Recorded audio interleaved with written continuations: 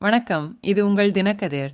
கோவை மற்றும் திருப்பூர் மாவட்டங்களில் கிட்டத்தட்ட 2 வாரங்களாக வேலைநிறுத்தத்தில் ஈடுபட்டுள்ள விசைத்தறி நெசவாளர்களின் கவலைகளை நிவர்த்தி செய்யுமாறு பாஜக மாநில தலைவர் கே. அண்ணாமலை தமிழக அரசை கேட்டுக் கொண்டுள்ளார். இந்த துறையில் ஆயிரக்கணக்கான தொழிலாளர்களை பாதிக்கும் நெருக்கடியை தீர்க்க உடனடி தலையீட்டின் அவசியத்தை அவர் ஒரு செய்திக்குறிப்பில் வலியுறுத்தினார். இந்த மாவட்டங்களில் விசைத்தறி தொழிலில் சுமார் 7 லட்சம் பேர் நேரடியாகவும் மறைமுகமாகவும் பணியாற்றுகின்றனர் என்பதை அண்ணாமலை எடுத்துரைத்தார். பாரம்பரியமாக ஜவுளி உற்பத்தியாளர்கள், நெசவாளர்கள் மற்றும் மாவட்ட நிர்வாகங்கள் ஒவ்வொரு 3 வருடங்களுக்கும் ஊதிய திருத்தங்கள் குறித்து பேச்சுவார்த்தை நடத்துகின்றன. இருப்பினும் சுமார் 2.5 லட்சம் விசைத்தறி நெசவாளர்கள் பல ஆண்டுகளாக ஊதிய திருத்தத்தை காணவில்லை.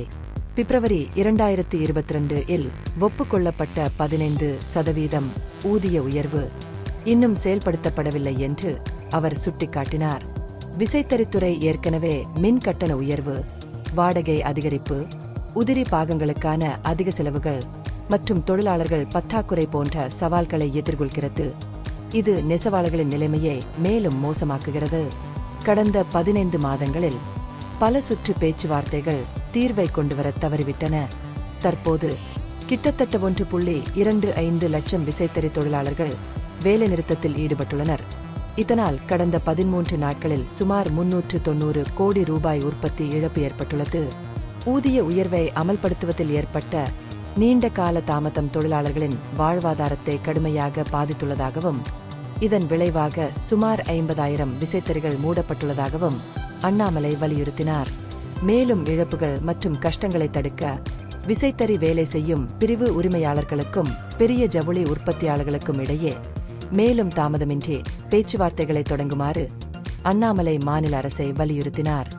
வேலை நிறுத்தத்தை முடிவுக்கு கொண்டு வருவதற்கும் விசைத்தறி தொழிலில் ஸ்திரத்தன்மையை மீட்டெடுப்பதற்கும் விரைவான தீர்வு மிக முக்கியமானது என்று அவர் வலியுறுத்தினார். இந்த பகுப்பாய்வு நுண்ணறிவுள்ளதாக கண்டால் முக்கியமான அரசியல் முன்னேற்றங்கள் குறித்த கூடுதல் புதுப்பிப்புகளுக்கு லைக் செய்யவும், ஷேர் செய்யவும், சப்ஸ்கிரைப் செய்யும். இது உங்கள் தினக்கதிர். நன்றி.